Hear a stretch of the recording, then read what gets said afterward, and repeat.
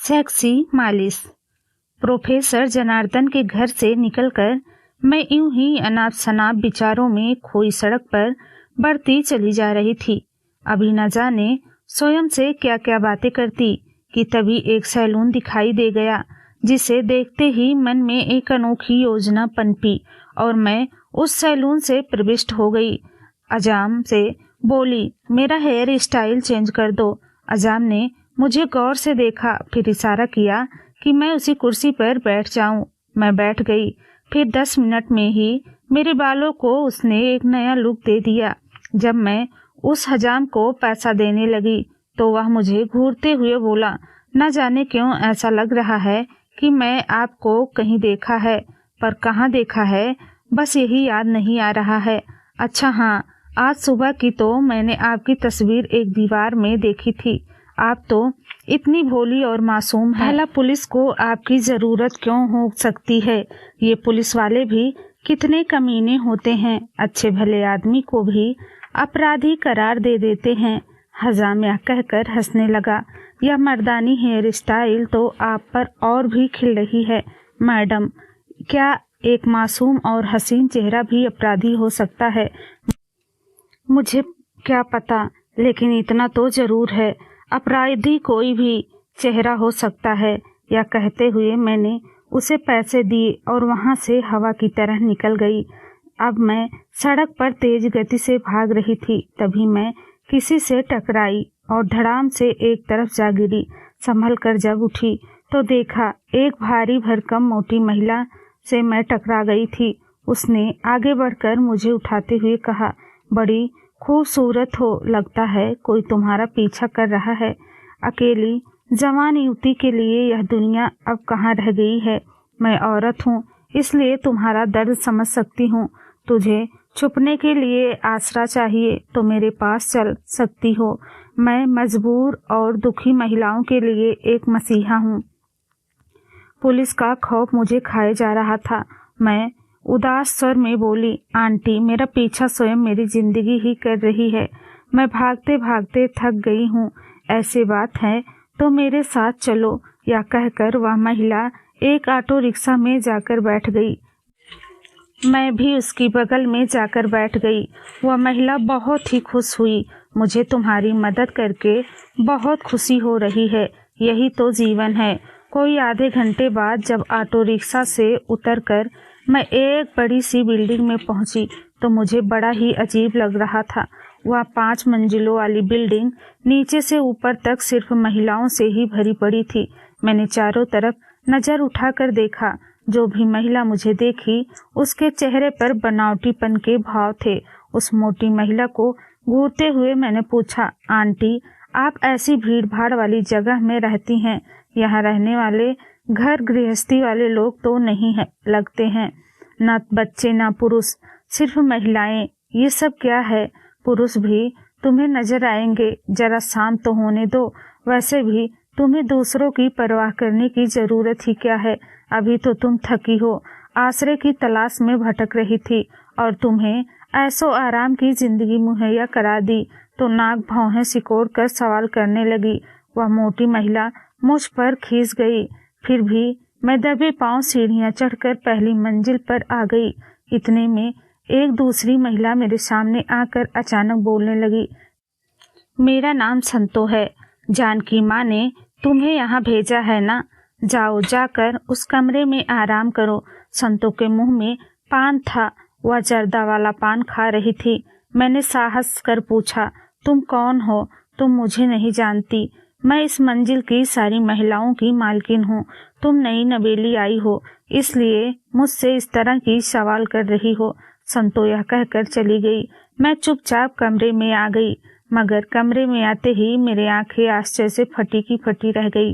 अरे, यहाँ तो मनोरंजन और जरूरत के सारे सुख साधन हैं, लेकिन इन लोगों को मुझसे क्या लाभ हो सकता है जो मुफ्त में मुझे ऐसो आराम की जिंदगी दे रहे हैं?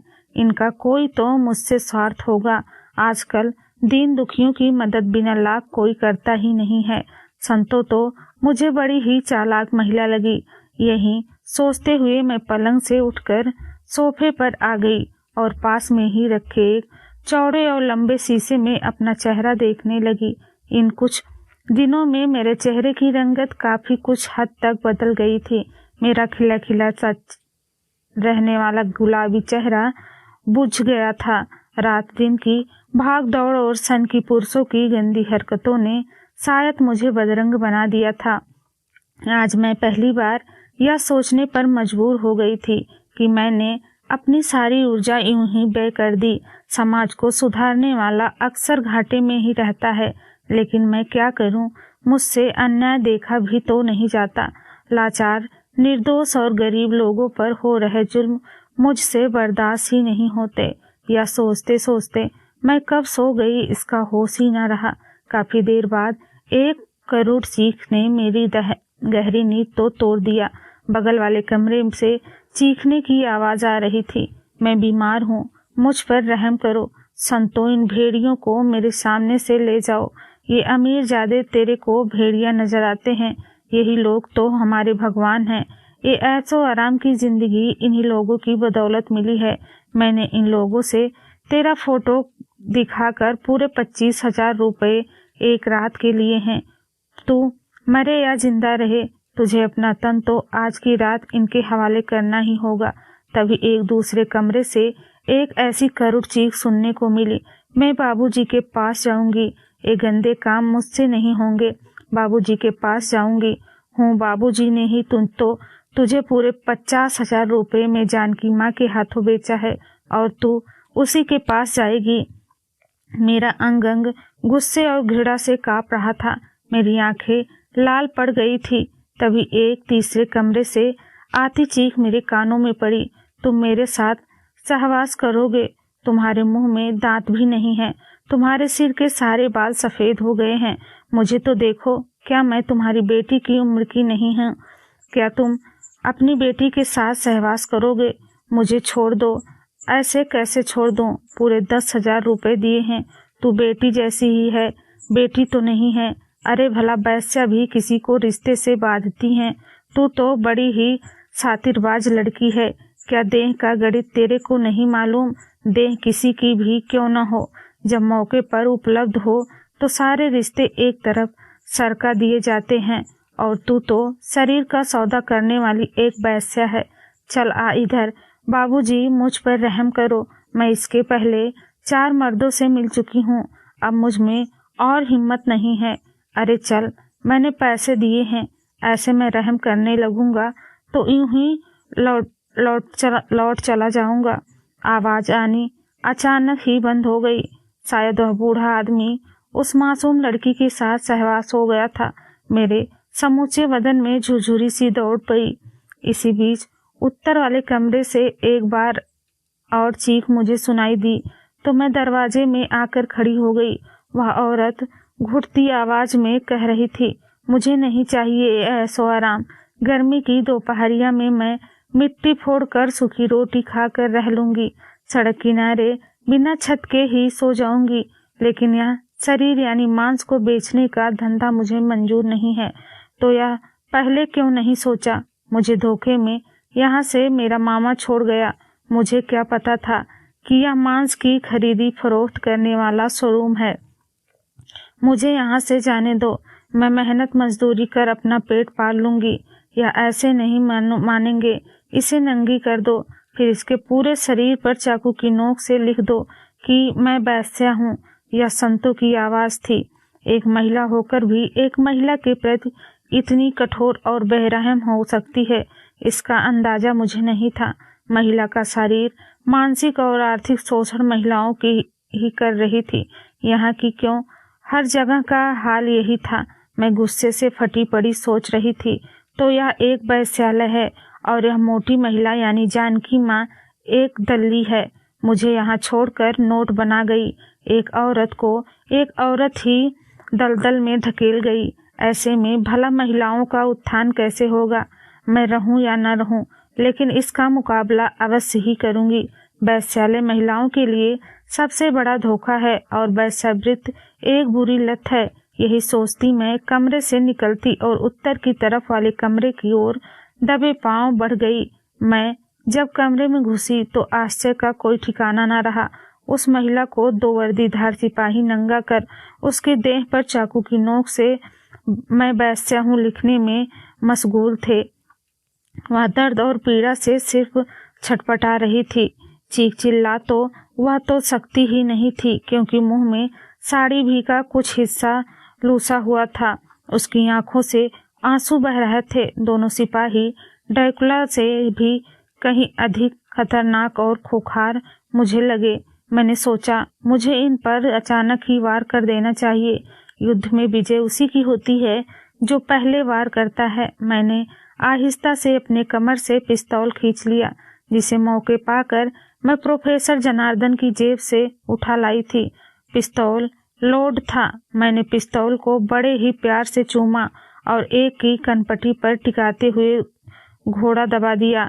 फिर बड़ी फुर्ती से दूसरे की कनपटी पर पिस्तौल का अगला सिरा टिकाते हुए बोली, यही है तुम्हारे मर्दानगी वैश्यालय में आकर बेबस और बेसहारा महिलाओं से खूनी खेल रहे हो। मेरे यह कहते ही वह मेरे तरफ बाज की तरह झपटा, लेकिन तब तक गोली चल चुकी थी।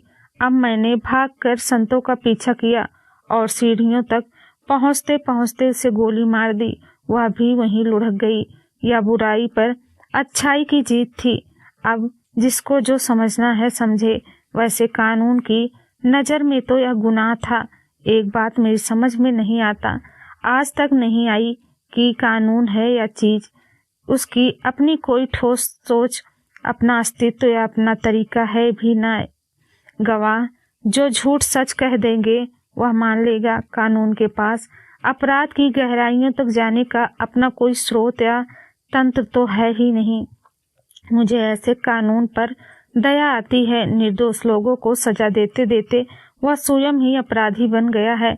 मैं जीने के पास खड़ी यही सोच रही थी कि वैश्यालय आपकी सारी महिलाएं पास आकर खड़ी हो गईं। उन सबकी ही आंखों में खुशी की चमक थी। वह संवेद स्वरों में बोली, आपने तो वह कर दिखाया जो अन्य महिलाएं करने की सोच भी नहीं सकती। यही तो महिलाओं की सबसे बड़ी कमजोरी है। महिलाएं चाहें तो मर्दों को नंगा करके उंगलियों पर नचा सकती हैं। महिला का अर्थ अबला नहीं सबला है, और सबला का अर्थ महाशक्ति है। महाशक्ति सिर्फ औरतों को ही कहा जाता है, पुरुषों को नहीं। शक्ति के रूप में सिर्फ औरतें की ही पूजा होती है, पुरुष की नहीं। और शक्ति कभी भी कमजोर नहीं होती। तुम सब महाशक्ति हो। इस तरह से स्वयं को जलील कराना और अपने देह के साथ बलात्कार करवाना अच्छी बात नहीं है। तुम सब अब आज़ाद हो। अपना जीवन मेहनत मजदूरी कर पूरी आज़ादी के साथ जी सकती हो। लेकिन हम कहाँ जाएंगे? हमारे सारे रिश्ते तो टूट गए हैं।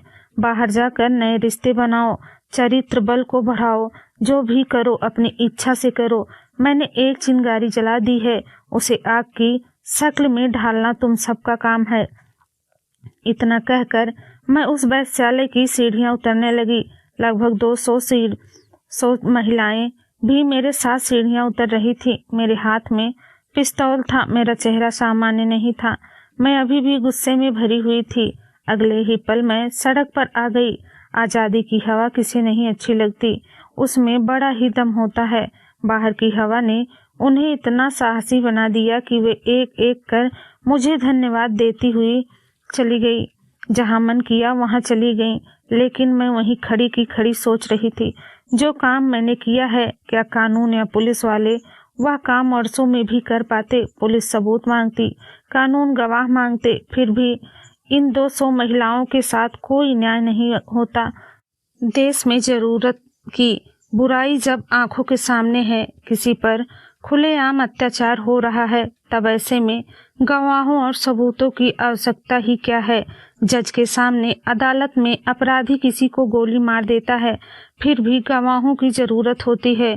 क्या यही न्याय दिलाने वाले की सही व्यवस्था है? मैं यह सोच ही रही थी कि तभी मुझे याद आया, अरे मैं तो पुलिस हिरासत से फरार एक मुजरिम हूँ। मुझे इस तरह खुलेआम आकाश के नीचे खड़ा नहीं होना चाहिए। और फिर मैं आगे बढ़ती जा रही थी, तभी मेरी निगाह एक मसाज ट्रेनर पर जा ठहरी। मैंने सोचा क्यों ना यहाँ बदन की मालिश करा लें, लेकिन जब अंदर पहुंची तो एक पुरुष ने मेरा स्वागत करते हुए कहा, हाँ मैडम, तो आपको मसाज करना है। ठीक है, उस कक्ष में जाकर लेट जाइए। उसने इशारा किया तो मैं उस कक्ष में जाकर लेट गई। लेकिन वहाँ मुझे यह देखकर बड़ी हैरानी हुई कि औरत की मालिश पुरुष कर रहे थे और पुरुष की मालिश स्त्रियां कर रही थी। तभी एक 35 वर्षीय तगड़ा सा मर्द मेरे नजदीक आकर खड़ा हुआ। कपड़े उतार दीजिए मैडम। मैंने झिझकते हुए पैंट उतारी और कहा, मुझे सिर्फ अपनी टांगों की मालिश करानी है। जाओ मेरी टांगों की मालिश करो। मेरे यह कहते ही वह मर्द खींच गया। मैडम, आप मालिश करवाने आई हैं या पैर पुजवाने? मैं महिलाओं की टांगों की मालिश नहीं करता, तो क्या उनके बच्चों की मालिश करते हो? या कहती हुई मैं पैंट पहनने लगी। फिर उस कमरे से बाहर आकर बगल वाले कमरे में चली गई। वहाँ एक महिला एक पुरुष की देह की मालिश करते करते सहवास हो गई थी। मालिश संभोग में बदल गई थी। मैं वहाँ से दूसरे कमरे में पहुंची तो देखा एक पुरुष महिला के स्तनों को चूस भी रहा था और उसकी मालिश भी कर रहा है। मसाज ट्रेनर के से नाम पर वेश्यावृत्ति मैं यह देखकर ही कांप गई। आखिर सबको हो क्या गया है? मैं बुदबुदाती हुई उस मसाज ट्रेनर के मालिक के कैबिन में जैसे ही घुसी, वह घबरा कर उठ खड़ा हुआ। आपने मालिश करवा ली? मालिश नहीं, सहवास कहो। यहाँ कौन किसकी मालिश कर रहा है? महिलाएं पुरुषों की मालिश करें या पुरुष महिलाओं की मालिश करें? आखिर शोषण तो महिलाओं का ही होना है। पुरुषों के दिमाग को मनाना पड़ेगा। नित नई महिलाओं का उपयोग करने के लिए वे कोई न कोई नायाब तरीका ढूंढ ही लेते हैं। मसाज के बहाने वेश्यावृत्ति का धंधा तो खूब फल फूल रहा है। आपकी कमाई भी अच्छी खासी हो रही है। मैं ठीक कह रही हूँ ना? क्या आपको पसंद नहीं आया? मैडम, यहाँ जो महिला आ जाती हैं वह बड़ी मुश्किल से जा पाती हैं और आप तो हमारा सारा राज जान चुकी हैं। आपको तो अब हम किसी भी कीमत पर खो नहीं सकते। या कहकर वह मेज की दराज की ओर हाथ बढ़ाने लगा। मैंने उससे पहले ही पिस्तौल उसकी ओर तान दी। मिस्टर, अलविदा। तुम एक ऐसे वेश्यालय का संचालन कर रहे हो जो धीरे धीरे पूरे समाज को ही वेश्या बना देगा। तुम्हें मैं चाहकर भी जिंदा नहीं छोड़ सकती। यह मेरी सबसे बड़ी मजबूरी है। मैंने शब्द खत्म होते ही गोली चल गई। गोली उसके सिर में लगी थी। मैं वहां से भाग कर आई और एक ऑटो रिक्शा पर बैठते हुए बोली, मुझे जल्दी रेलवे स्टेशन छोड़ दो। अच्छा मैडम, कहते हुए ऑटो चालक ने ऑटो स्टार्ट कर दिया।